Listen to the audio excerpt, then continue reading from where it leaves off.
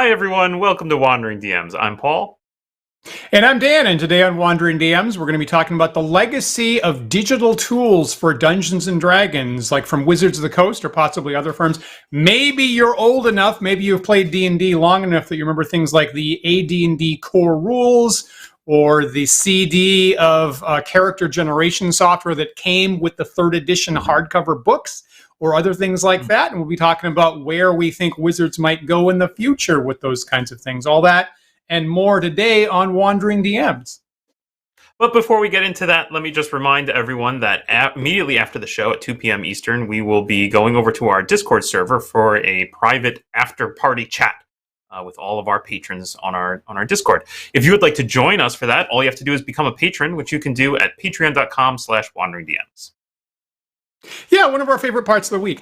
So, we've touched on this a couple times on the show, Paul, and I thought it would be nice to take a relaxed chat about this subject in particular.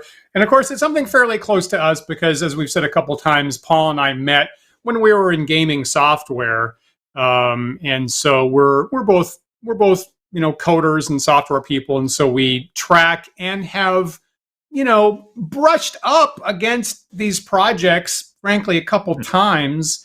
And I don't know if I've said it, but I was actually at one point was interviewing to be on the team for Dungeons and Dragons Online some number of years ago, and as usual, came in second. Came in a strong second, is what I was told from the hiring manager. Thanks. Dan, I want to point out to our viewers, of course, as men with hammers, every problem looks like a nail. You and I have both applied our ability to write software to our gaming needs as well, right? We've both written custom software for running or prepping work for D&D. So we're certainly no strangers to all of the parts of the life cycle of doing that. We do that, and obviously Paul and I both have various tools, particularly for original D&D. And hey, look, why was this on my mind? It's because I was fiddling with code on Roll20 a couple days ago, and last night and the day before that. And I'll probably have an announcement about that probably in a week or so. And it's interesting, Paul, like I think a lot of folks, I mean, maybe of our particular gaming generation, we get started in software specifically to make tools for our gaming. And it's kind of an interesting, fairly generous starting point of, I want to, automatically roll some dice. How do I do that? That's just a line of code or two. I want to create some character abilities. You can do that in a couple lines of code. It doesn't take a lot of complicated graphics. It doesn't take a lot of complicated media. And for many of us, it's been a very nice entry point into how do you do anything with a programming language, frankly. Yeah. I mean, I'm certainly the type of person who I say learns by doing. And I've definitely, wanted to learn more about a specific programming language or a specific tool and come at that with what can I make with it? I know I need this thing for my D&D game. This seems like a good use for this. Let me go do that. Yeah. So, yeah. Let me throw up a comment from Hobo Ogre here, which I couldn't sympathize with more. Our viewer Hobo Ogre is saying, I've lost count of how many NPC party rollers I've written over the decades. Mm-hmm. Me too. Mm-hmm. I totally feel that, right? Yeah. Dan, I'll point out there is even a Wandering DMs account on GitHub. I think we make that joke at the end of every of every episode. It's kind of a joke, but it's true. Actually, GitHub/Wandering DMs does exist, and I'm even wondering now maybe I should get some of my projects up on there. Looking at some of the stuff I've made in the past, like my Geomorph painter and my OED character generator. This might be nice to chuck up in GitHub. I would like to see that. Yeah, the moment I do that, of course, I'm sure I'll discover all kinds of bugs in them and then have to spend a bunch of time fixing them because that is how software goes. You don't pay attention to it for a little while, bit rot sets in. Boy, it's interesting. Because sometimes I make my own. Now we're talking about this. Now, I make my own tools just for me, and it's one thing. And actually, working with Roll20 for the first time, like, oh crap, this is being publicly released, and it actually did cross my mind that I think I might have accidentally broken like a legacy thing because I'm just not used to thinking about data being out in the wild that I need to play nice with because I'm just accustomed to, renaming variable names to be more readable and stuff like that. And then I was like, oops, I don't know how many people are using that, but I might have just broken something for an arbitrarily large number of people. Maintaining live software is a job, right? And that's yes. And it's interesting, right? The reason we're coming at this, I think, is that with a lot of the news about the new edition of D&D, one of the big ticket items is that they're writing their own virtual tabletop using Unreal, which is generally a tool that's used for high-end video game development. AAA video games, such as the one I'm working on my day job right now, use Unreal. And that's interesting, right? But they're signing themselves up for building this thing that's going to require maintenance and is going to require updates and is going to eat a lot of resources from Wizards of the Coast. So it makes sense that they're also thinking about how are we going to pay for this, right? How do we monetize, right? Oh no, D&D is under monetized. Let's fix that. Right. And that's and we won't go deep into that topic. And cut us off right there. That's or will we? I will just point out that there was a note from Bank of America last week that said we feel that Wizards of the Coast is over monetized. That they have pushed their customer base too much into overly expensive products in both Magic the Gathering and D&D, and they've burned a lot of goodwill. So Bank of America thinks it's over monetized, which I thought was a really interesting take to use that exact word. Bank of America is weighing in on this? Why? Yes. Why? Okay. Well, I mean, they've burned like $150 million in the last year or something like that. So, I mean, All right.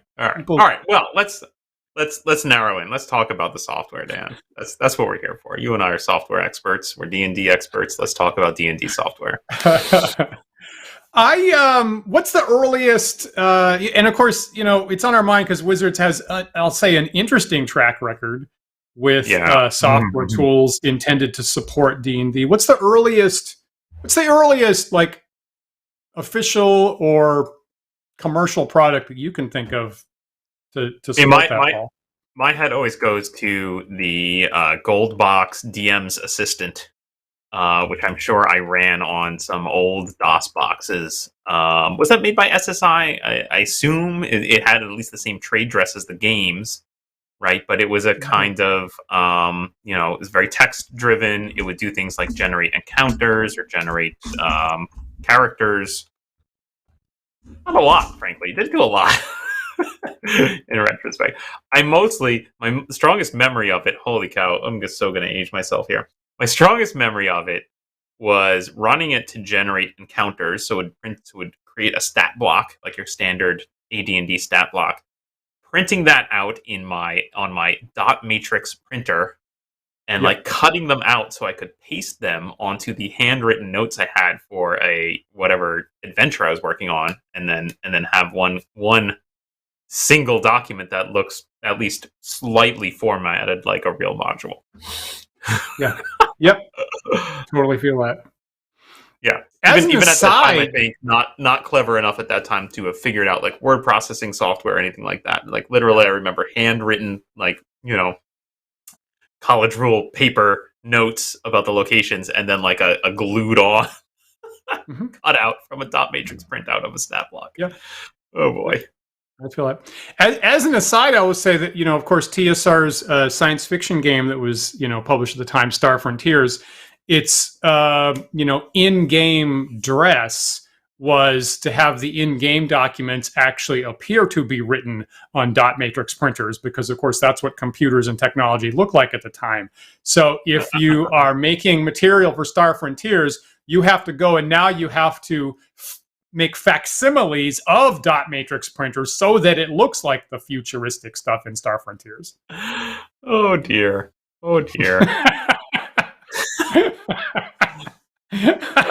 Okay. Okay. But it's interesting because I haven't used the Gold Box DM's assistant, but I think that I accidentally have it because, as some viewers know, I have been on the Elder Times stream, which I have been on hiatus. It's coming back this next week. Spoiler alert.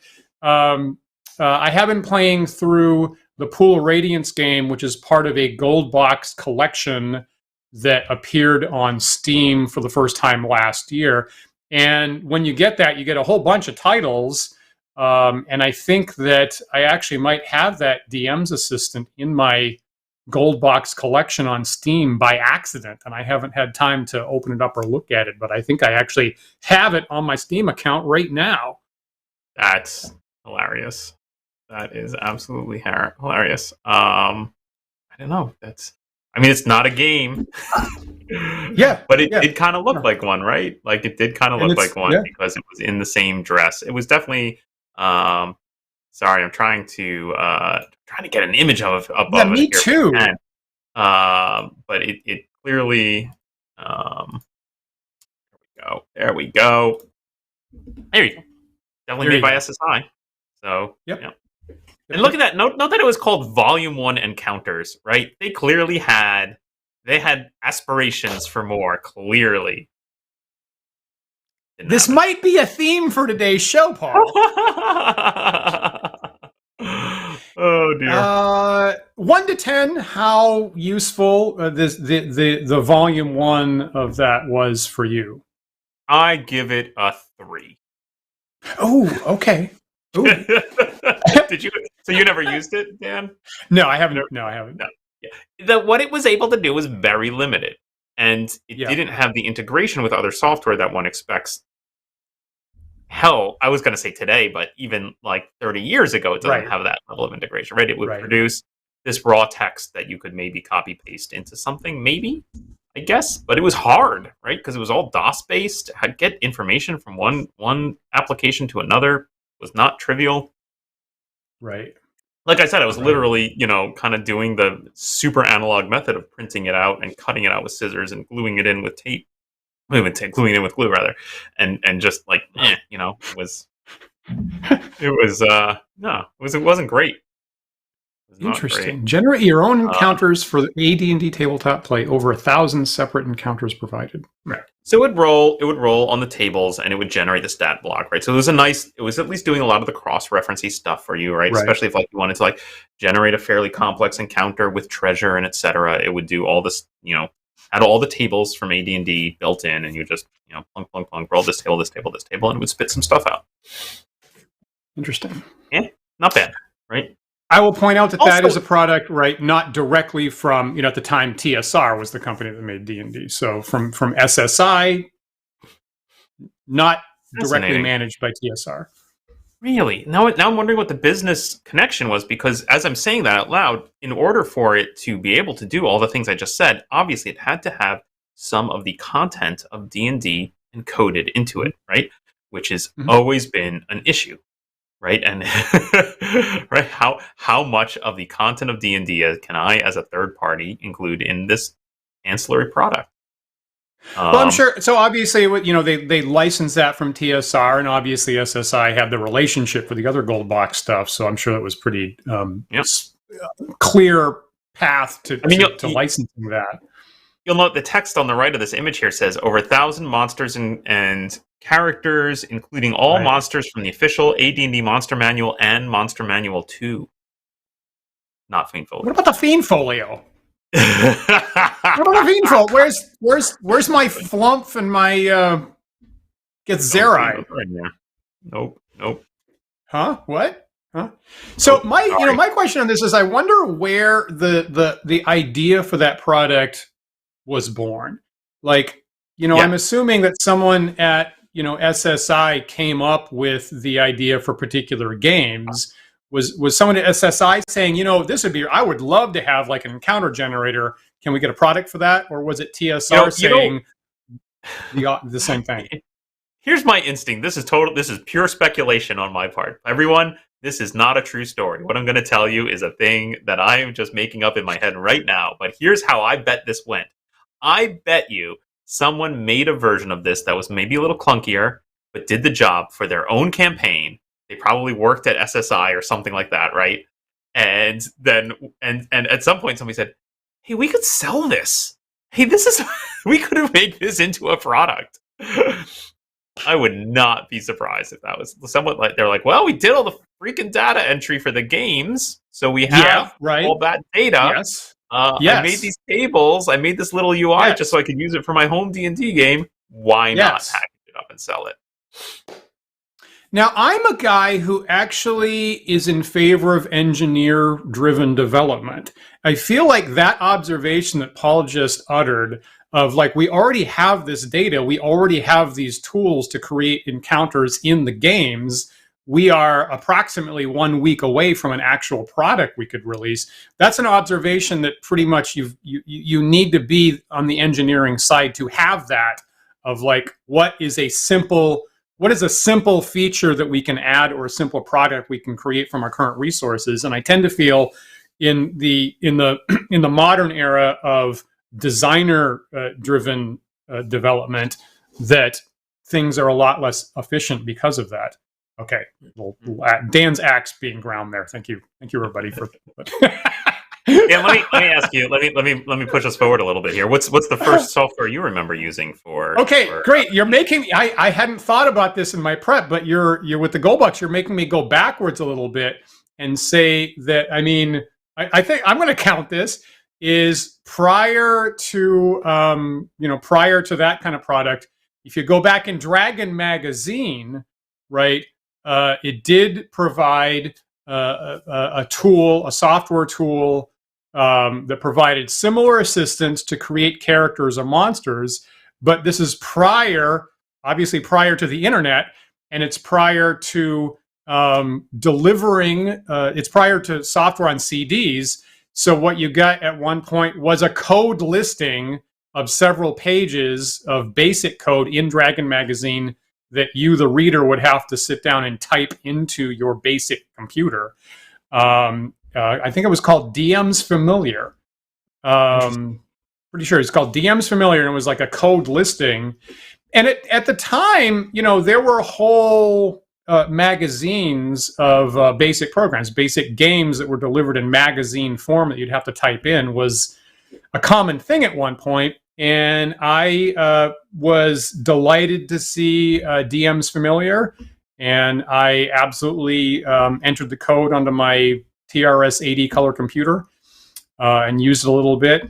And I think a little bit after that, Dragon Magazine came out with an editorial policy and said, "We will never do this again. Please stop sending us basic code in your article submissions. We don't want to see this in the magazine anymore. We don't want to see the magazine turn into this. We will never do this again." Fascinating. Well, good for them for drawing that line. Gotta have your boundaries. Yep. But it was there at one point. So past that, I guess the first thing I saw as a commercially delivered product was the second edition of AD&D had a product called the CD-ROM Core Rules. And I know that's the name because I'm holding it right here. So the CD-ROM Core Rules, which is kind of at the era of, I think, the shift from first to second edition. So they don't actually say first or second edition on it. But what you have here on this CD, and again, not internal to TSR. This is from a company called Dragon Byte Software. What is the era? 1996 is what I see here, 1996. And so what this has is it does have digital versions of, like it says, digital versions of all the core rules. Player's Handbook, DM's Guide, Monster Manual, other second edition supplements are on here. I think in RTF form, rich text format files. Right? So not PDFs or anything like that. Yeah. Right. Yeah. And so you can text search it. You can load it up. And then it also has a number of software tools like you would expect to create characters and encounters and treasures and all that kind of stuff, which I thought was pretty neat. Even though I didn't play second edition, that stuff was compelling enough that I got this, saying to myself, well, I can make encounters, and they're, second edition's close enough for monsters, and I can massage it. And then they also had, I thought the thing that made me the most enthusiastic is it's got a dungeon mapper, and it has I would say, very simple dungeon mapper, and you can draw grids, and you've got icons and stuff like that. You can link the encounters that you make to particular places on the map. Could be a dungeon, could be the wilderness, things like that. And I don't think I've ever seen this since, they gave you a 3D walkthrough of it. So you could actually Are these things, Dan, that we have screenshots of? I do. So those are if you pull up the dungeon image, that comes from these core rules, right? So that's the kind of image, that's the kind of dungeon that you could map out there with the icons and stuff like that I did. That's kind of a part of a famous dungeon. I don't know if anybody recognizes that or not. I will say there's a couple secret doors that enter this area that are not shown currently. And then the image kind of with the same color. With the 3D. Same kind of, yes. And then here's a 3D walkthrough of an area that you might make. I guess this is a temple I made in that mapper. Very, very simple, but you can, grid-based, but you can kind of walk through. And I thought for, a very simple point, was interesting to give me a perspective of like how high is the ceiling and how wide is it and what could you see from a particular point. And at least, and so again, it seemed like a starting point, and I was very enthusiastic about where this could take us next for this kind of work. But there wasn't, there wasn't any follow up. Yeah, I find it fascinating that the I don't know how much the thrust of the product is this, but that it includes digital versions of the actual rules, because I feel like that's a thing that the business side of the company will always struggle with, right? Because yes, you can see the value of having a computer automate and make easier tasks for people using your product, the game in general. But in order to automate stuff, you need to have a digitized version. So now you're including digitized versions of the actual, what you see as the core product, right? The books. And at what point does that just take over? And it's no longer supplementary, but is the entirety, right? Like if I fast forward to modern day, and so you forgive me, Dan, for not going purely linear in our time progression here. When you get to the case of I was going to say DM's Guild, that's not right. D&D Beyond, probably. D&D Beyond, thank you. Wow. Yeah. Brain was blanking on that name. When you get to the state of D&D Beyond, right, you have, like, one of the core things they're selling there is access to the rule books, which then are available in searchable, hyperlinked format, and become available in the automation tools such as the character sheet and etc. And I'm certain, and I know this for a fact because I played with them, there are people who are buying the rules only in this way, who don't own the real books, and they just bought them digitally in order to either use them in a digital format or to use them as input for their automated tools like the character sheet. And that's fascinating. Yeah, right? Yeah, I agree. I mean, more and more we're relying on devices to do things for us, right? Like, gosh, I just went to a museum this weekend, and literally my ticket was on my phone, and the person collecting the tickets had a phone, and they just phone to phone, bloop, yep, got your ticket, okay, in you go. Yeah.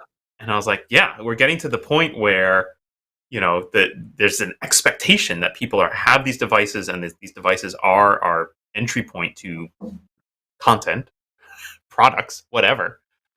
And I'm sure Wizards must have their eye on the idea that someday maybe there won't be print books. Right. We brush up against that from time to time, and obviously I have like a sense of existential terror over that possibility. This era that we're in of the idea of books possibly becoming, that's like, who was it, Cicero, that said a room without books is like a body without a soul? Um, and we're now in this era where the whole idea of print matter might possibly maybe go away. And I mean, I got to admit, if I pull open the monster manual, I probably 98% of the time am looking for a particular monster. I might as well just look at that one thing rather than browse through a bunch of pages that I don't really need, or a class or a spell. Most of the time is a particular thing. I might as well just pull it right up. It's a really interesting way, and an interesting comment on how we interact with rules for games like this, right? Like that maybe we're moving towards a point where the idea that you would just sit down and consume the entirety of the rules from one end to the other is just ludicrous. And that really what you want is a more referencey kind of entry point of like, well, I want to know about this one thing, and then there are hyperlinks or whatever. There's ways to easily navigate to the next thing. Okay, right? I've got my entry for this red dragon that the players are fighting. Oh, he's got this magic item. I'll click on that, get its description. I'm not reading the rules end to end. I'm just reading the chunks I need right now. Yeah, I will say there's two, I don't know, problematic areas that I could point to. Is one, it bothers me that the idea, should I be bothered by this? Probably not. It bothers me that the idea of a wizard getting information from a book, very rapidly becomes more archaic than it used to be. It used to be like wizards get information from books and we get our rules from books, and we are in this same kind of mental zone. And within the time that I've been playing D&D, that the gulf between what's happening in game and what we're actually doing at the table is growing rapidly wider and wider. It didn't used to be that crazy of an idea that you get your information from a book.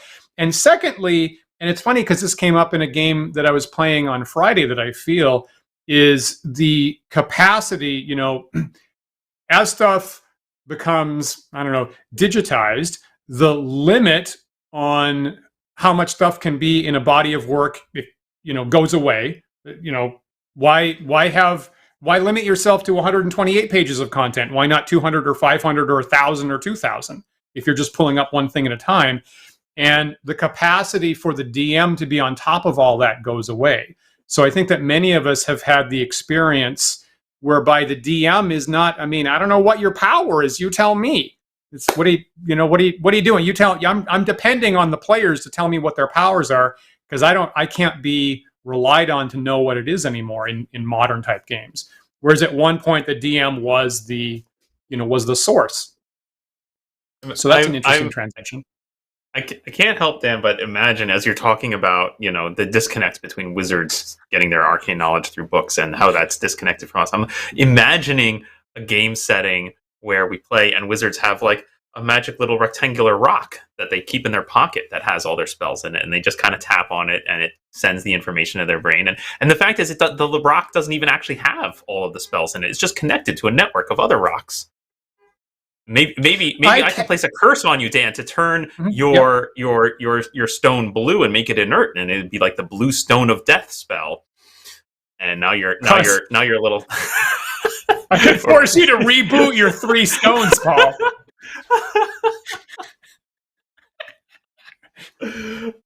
Thanks, I hate it. Let me throw up William's comment, which is just chef's kiss. So William here said, now we are emulating warlocks stuck in some Faustium subscription with an entity that will only tell us just enough info to keep us hooked. Yes, perfect. I love it. Oh no! I don't know. That is might be fun. Scary. Okay.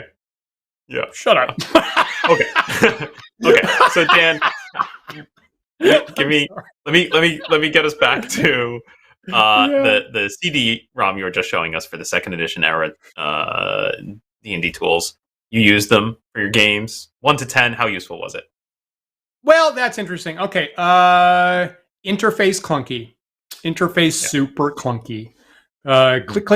Click, and things show up in weird places. And, of course, they thought, this is probably pre-Clippy, but they, by default, they have a little animated wizard in the corner of all the screens. Oh, it looks like you want to create a character. Would you like a fighter or a cleric or a wizard? Right? And the CD is spinning to load the audio for the next thing, and he glitches and I would like to, perhaps you would like to click over here for the thing. And the first thing you find is, where can I shut off the damn wizard helper that's slowing everything down? And the buttons are very small and hard to click. Frankly, that dungeon creator is the thing that I used most prominently. I was very excited about that. Overall 2. Worse than the DM's assistant. Overall 2. I was happy to have the digital books. I was enthusiastic about the possibilities of the dungeon creator, and I pretty much didn't use the rest of it. All right, let me jump us forward. Let me get us more. We're halfway through the show here. We got to at least get into right. Let us at least get. What's next? Third edition? Are we up to third edition now? Yeah. So Dan, you and I were both playing a second edition game when third edition came out. We converted that game over to third edition. I remember us all buying the books together and all being surprised to discover in the back a CD. Right, a CD in the back there. What is that right, Paul? Holy shit! There, you're right. Yeah, oh my God, you're right. Yeah, great, super useful. Now that computers no longer have CD-ROM drives, it's questionable, but okay, sure. Yep. And this gave you this Java-based character generator, which we're looking at the screen of for here. And I played with this. Right. And the interesting thing was, I believe this is third-party software, right? Even though it came with the book, Wizards was selling it. This was third-party software, and my recollection was that it wasn't even specific to D&D. You could get rule sets for other games in there, right? Am I misremembering that? Or am I... Oh, I don't recall I'm misremembering that. This is the same era that I was using something called PC Gen, maybe? Yes. I feel like, and everything was Java-based, right? Everything was Java-based at this point, so that's probably why I'm conflating them. Really? I was using something called PC Gen, and I think I was comparing this character generator to PC Gen. I don't even recall. I wasn't aware. I wasn't recall that this was Java-based. I believe it was. Anyway, regardless. Okay, so we have this character generator. Make your third edition D&D characters. Did you use it?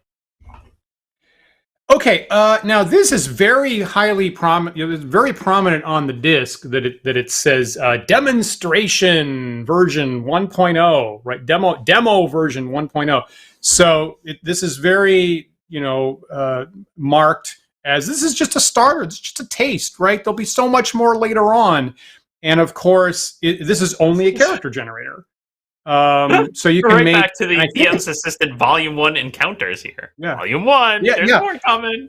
And if I recall correctly, it only makes first level characters for third edition D&D. You can't make higher level characters. And unlike the core rules or other stuff, there's no monsters, there's no encounters. I don't think it has lists of spells. It's just a demo for initial first level characters with the promise from the Fluid Company that this is just the start and there'll be so much more interesting stuff later on. We're going to have maps and encounters and dungeons and creators and spells and treasures and all kinds of stuff that you would want and higher level characters at some point. I don't think that ever existed. Am I right? No, I don't. Yeah. So once again, tantalizing, and I would say, compared to the second edition product, the interface was much nicer. Actually, I remember actually having a good time clicking on the buttons. So compared to the second edition stuff, it was actually a very satisfying, nice interface. I feel like somebody cared about it, and it was, for what it did, it was a very nice job of making a first level third edition character, and it was a pleasure to use. And once again, I thought I was kind of enthusiastic about the possibility of this demo and was looking forward to being built out and possibly something more useful. We actually were playing third edition at this point, and I don't think it went anywhere. No, I mean my recollection of it was that it was terrible. I remember it being really difficult to use. And I remember very quickly, and this is probably why I conflated in my head with PC Gen. because at the time I was like, PC Gen's just better. Let's just use that. And I did. And still, even then, even despite that comment, I will say PC Gen, which was just a character generator, did the same things, but it was generic, and you could get rule sets for different RPGs. Also clunky. Also, was it really better than just getting out the pencil and paper? Not sure. So I think this is still, in my opinion, let's see, if I was going to 1 to 10 this character generator, I would give it a 4. I'm going to be generous and give it a 4. For what it did, I mean, modulo what it did, I think I might be more generous and actually give it an 8.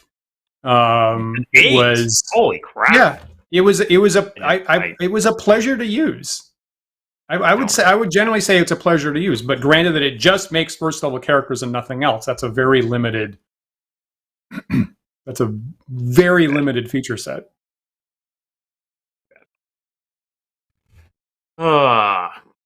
Well, I feel like somebody cared about it and then had their budget cut.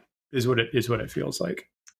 Well, I was trying to dig up a last minute image here, Dan, for this same era, but I'm having a little problem here with our file share. But anyway, the other thing I want to bring up from this era that we don't have an image of is I used a program called Dungini. Remember Dungini? I remember that. Also Java based because this is the era of Java based tools for some reason. And Dungini was a mapper, right? It was the idea of you could make your battle maps with this. And the thing about Dungini was that the icons or whatnot, the artwork that you could use to build your maps out of was really nice. Like it was like high end, kind of, almost photorealistic 3D stuff that you could put into place. I mean, it was still ultimately 2D artwork, but it was drawn to look very 3D and very pretty. And it could make gorgeous maps, and my problem with it was no mapping tool have I discovered has ever been so good that it replaces the ability to the need for the user to still have some artistic talent. Say that, and that it's and ultimately the output was a battle mat. Which how often do you use that, right? I mean, I guess 3rd edition is pretty miniatures based, but if you'd rather just do theater of the mind, who needs it? Yeah, makes sense. I think now that I'm talking about this, Dan, I'm wondering, am I going against the spirit of this show here by talking about third-party tools that were never really endorsed, or because we could go deep down that well, I think, and I think we have talked about this. I mean, I think it's an interesting about how Wizards presents their tools. I feel it's an interesting thread to compare the quality and the feature set of third-party tools to the official products that have the D&D logo licensed by TSR Wizards. Like generally speaking, but I mean, if as an initial approximation, which one do you think is which side do you think usually makes the better product?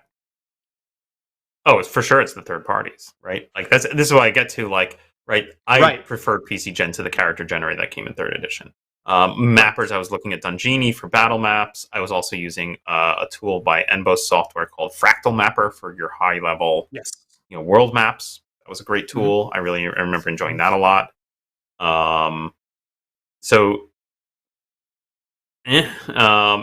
I feel like, and then I'll point out, like, the thing that jumps out to me, I'm kind of skipping ahead, Dan, but where you got 20 minutes left in the show. Yeah, go right ahead.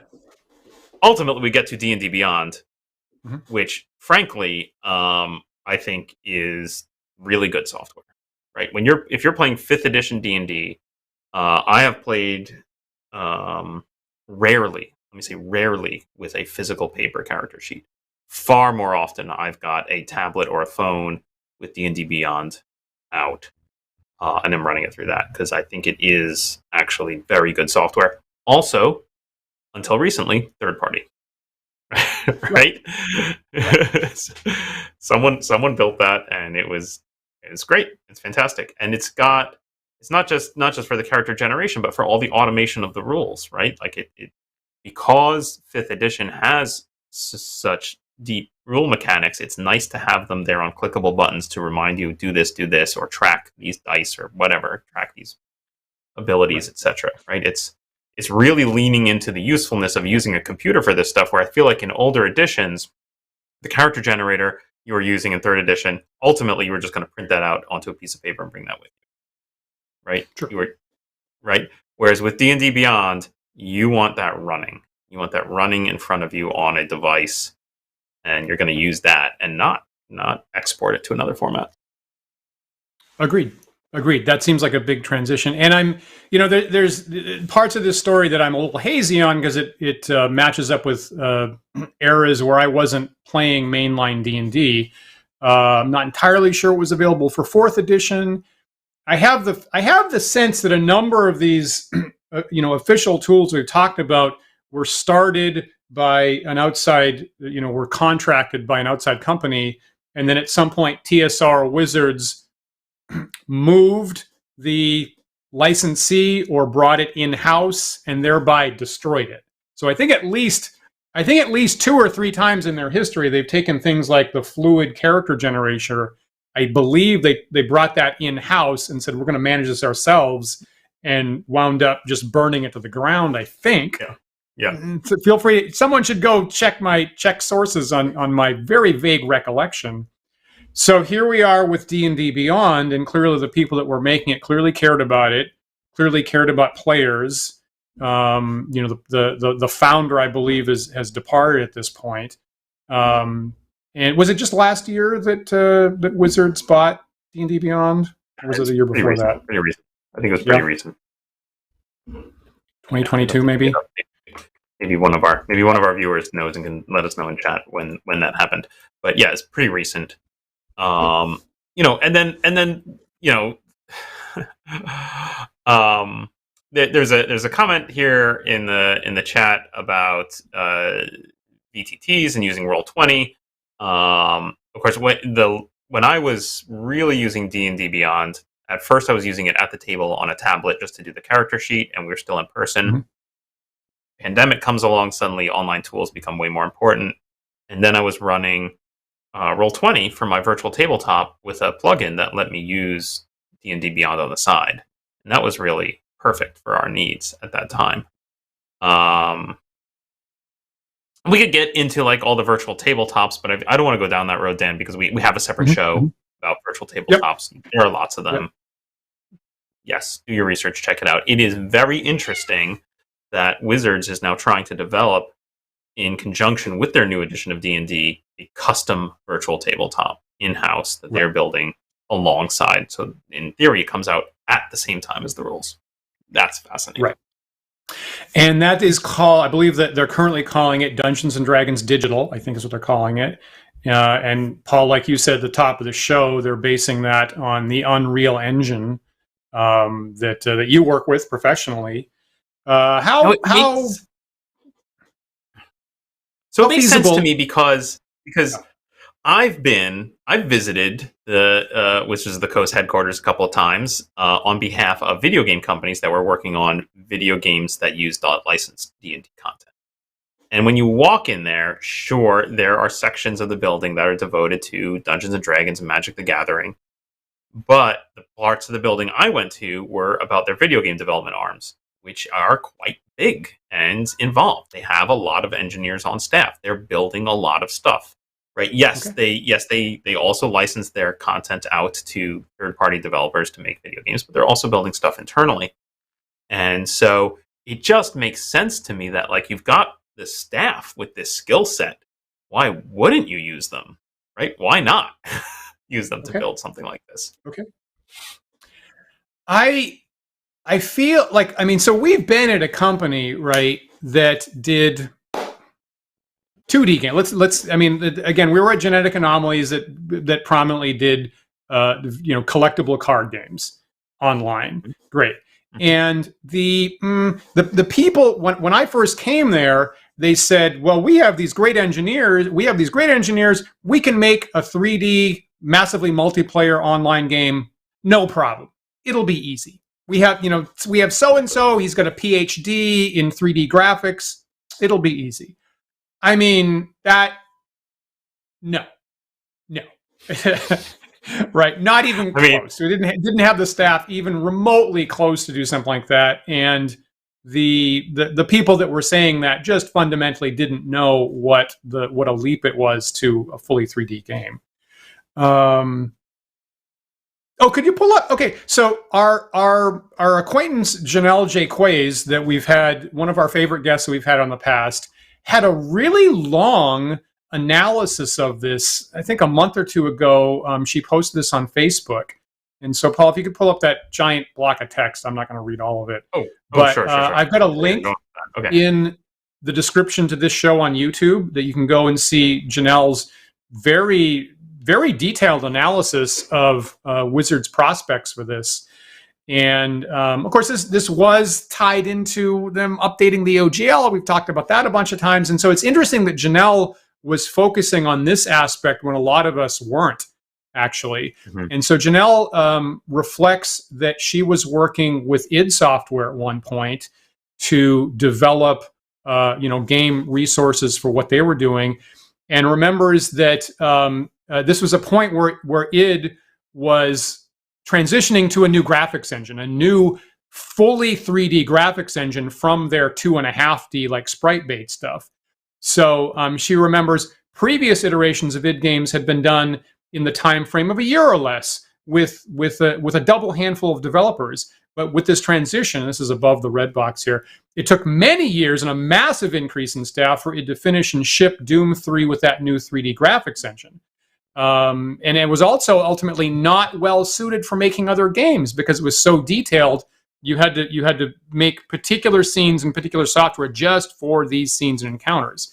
And so Janelle's take here is, I see WotC management right now going down that same path, creating the same bespoke 3D game spaces that simulate what can be created by a game moderator and graph paper, and then be described with words of wonder during play is a non-trivial task requiring the talents of a team just to create a single play space. Ask anyone who's worked on 3D game worlds, and I suspect they'll back me up. Level designers, 3D artists, texture artists, lighting specialists, special effects artists all contribute to the process. And for each bespoke space, bespoke attention is required, or it all ends up looking the same. So Janelle's take is that she's seen this at other companies, and she suspects that the task is much more than people at Wizards would probably expect. And I've seen that at companies that I've been at.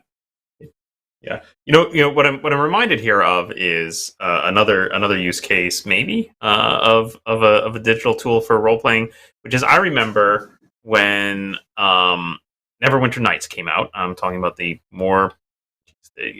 problem, of course, with video games is they keep reusing the names, but I'm talking about the version that was when did that come out? Maybe mid 2000s. That was it BioWare probably did that of a kind of 3D or a 2.5D game, based on the D&D license. Anyway, point being that they were, as it was coming out, they were really pumping out that they had this idea of a DM version where one player could take on the role of the DM and control the world, and they had all these tools to help with that, right? All these tools for, you can make your own levels, and you can go into DM mode, and you can spawn monsters, and you can actually interact with the players as a DM, but in this digital space instead of in a physical space. And I remember being very excited about that. I thought that was amazing. I really wanted to dig into it. And the fact is, it's nigh impossible, frankly, to run a kind of seat of the pants, off the cuff game using those tools. Yes, you could script and level design like you were any video game level designer. You could make content ahead of time. I remember even somebody at some point translating all of Pool of Radiance into this engine, so you can play the entire game of Pool of Radiance in the Neverwinter Nights engine instead of the original Gold Box version. So yes, you can pre-create all that stuff, but to do stuff on the fly, it was just monumental. It was just way too fidgety for a single human to be able to just drop things in and be like, I want a tavern, and I need a couple of orc bandits out the window, and I need this, that, right, and the other, and it just like it slowed everything to a crawl, right? And it was way worse than playing at a table. Way worse, I will say. It's funny because it echoes. I mean, I mean, that's kind of the promise. I've used Roll20 more than any other virtual tabletop, and it's a little bit of the promise there. They have a large, library of icons and things like that, and I have the same feeling as if I attempted to populate this, on an ad hoc improvisational basis in game, it would slow down to a crawl, and it kind of echoes. Gygax in I think the first edition text, or answering a question about it, of do you use miniatures or not? And his response is, well, if you have pre-made, he might have used the word bespoke, if you have pre-made encounters and scenarios and you can collect the miniatures in advance, it's a wonderful spectacle. But if you're running a freewheeling improvisational random chart game, then you're not going to be able to have all the different miniatures for those things, and you're better off playing what we'd say theater of the mind and describing them like that. So it's funny that the same, the more spectacular that you get, the more you have to do that advanced footwork. And that's exactly what Jake Ways is talking about, actually. Fascinating. That's what I was, yeah. Yeah, and we are rapidly running out of time. Let me throw up two comments from the viewers that I think are just really spectacular, that we didn't touch on. So one of them here, the last couple of minutes, is from Kevin Thompson. And Kevin Thompson is saying, well, digital D&D is a tool, but will never replace books, paper, and pen for me. My great-grandkids will be able to read my character sheets from this era. That's actually a good point. And, I personally have worked on video games that can't be run anymore. That there isn't any emulator, and there isn't any operating system that can run these major, projects that I worked on at one point. And so, as someone that cares about the legacy, I personally get hurt by that. And it's interesting that if everything does transition to digital, there will be these books from early editions that will possibly last, centuries, when the digital tools, if they continue to evolve, will just be vaporware, will just be inaccessible due to bit rot. It's an excellent point. I mean, I've bought old BX box sets through resellers, and had them show up and open them up to find an old character sheet in it, right? And it's exciting. I love that. Like, oh my gosh, look, somebody's old character sheet, probably from the early 80s. Awesome. Still, could use it if I really wanted to. And the other thing that I thought was really insightful is there's a comment here a little while back from viewer Jeff DeWitt. And Jeff said, the main problem I have with digital tools is that they short-circuit gaming system knowledge. No problem using the tools, but you, the referee, are going to be less able to master the system, I think is what Jeff is saying. And so Jeff posted this around the point where Paul and I were talking about how nice it is to pull up the one monster and not have to leaf through the whole book or the whole class. And Paul mentioned how nice it is that the D&D Beyond system would remind you about all the details in 5th edition that you might possibly forget about. But once, I got to agree with Jeff, once that release valve is there, well, why not just make the character classes arbitrarily complicated? Why not, take it to a point where it's not even humanly possible to master all that stuff, because the software tool is just going to throw it up in your face anyway. And I really agree with Jeff that the capacity for the DM to be master of the world kind of erodes over time as that expectation goes away. I feel that. Yeah, that's a real issue, right? It's ultimately, at what point do the automation tools that we're building in software kind of become the tail that wags the dog, right? And drive the development of the game. That's unfortunate. I mean, you know what Socrates said, right? Socrates was against writing. He said that it would make the young people less intelligent and be less able to memorize the old epics and deliver them orally. And of course, Socrates was right. That's a true statement. Yep, you're right. And we're still grappling with that here in the 21st century. Yeah. Awesome. Dan, any final thoughts on digital tools or the future of the game evolving into a digital medium? I agree with many of the viewers that I'm wildly curious how this gets played out.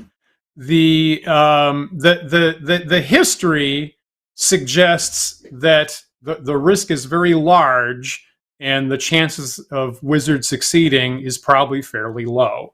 Now, I know they've brought a whole bunch of Microsoft people in the last year or two, and Paul's observation about having a lot of engineers on site already is interesting. So everything in the world is totally impossible up until the day where it happens.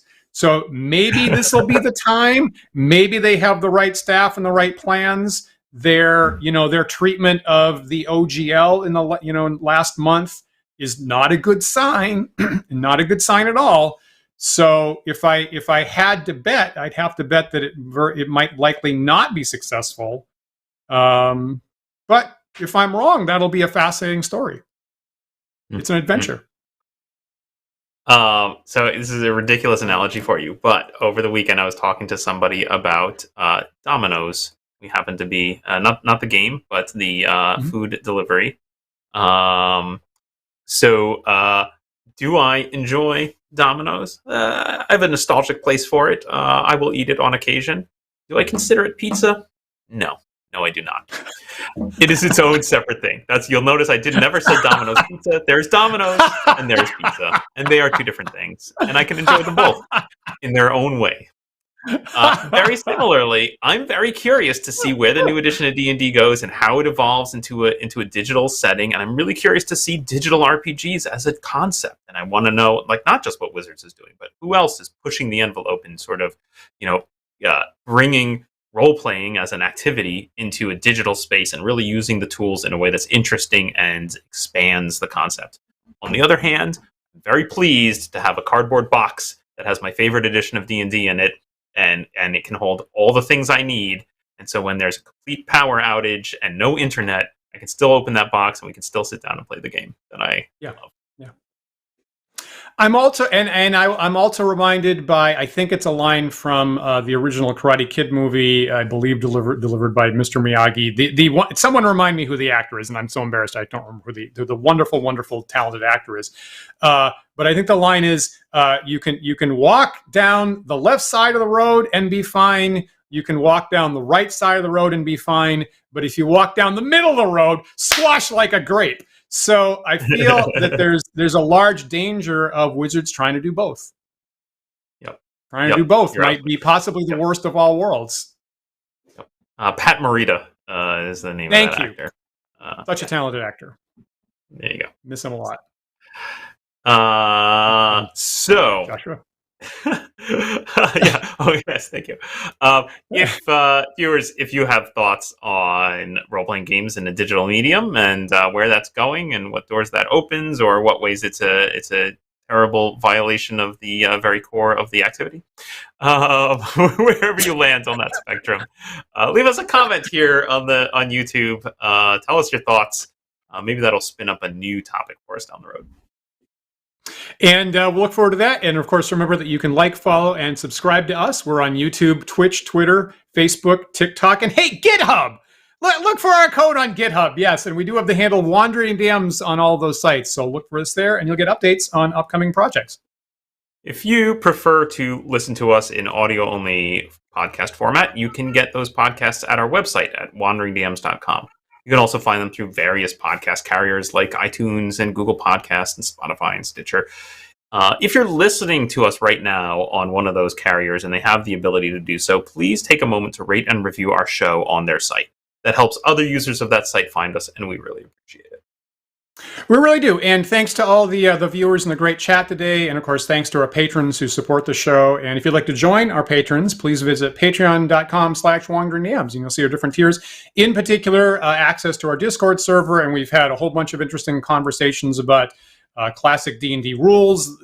Yesterday, overnight, this morning, the conversation continues. And I love joining in all that stuff. And Paul and I will also be there for the after chat as we continue the video conversation, about 10 minutes. And we're both looking forward to that. Other thing, some folks have been asking about when I will get back to Elder Times gaming. And so what I'm going to do is I'll be back playing more Gold Box Pool of Radiance this week. And I'm going to move that from the prior day to Thursday. So I'll be on Thursday at 8:30 p.m. I'll alternate weeks when Dan Cullen and I are playing Book of War. So last week we played Book of War and had a giant wizard on wizard, a very fascinating, hard to predict, volatile wizard on wizard battle last Thursday that was awesome and interesting. And then I'll be back with more Pool of Radiance this Thursday. Excellent. So you can stop asking, everybody. You can stop asking when I'll be back with Pool of Radiance. It's this Thursday at 8:30 p.m. Thank you for the interest. Awesome. I'm looking forward to it. I'm already angry playing Pool of Radiance. Eventually, Dan will have to rename that show Dan Plays Pool of Radiance because it's taken some effort. Dan Cullen on Thursday, he's like, "You're still playing that?" What a great show, everybody. Thanks for tuning in. Don't forget, we are live every Sunday at 1 p.m. Eastern Time, so we hope that you'll join us again next week for another thought-provoking discussion. We'll see you then. Bye, everyone.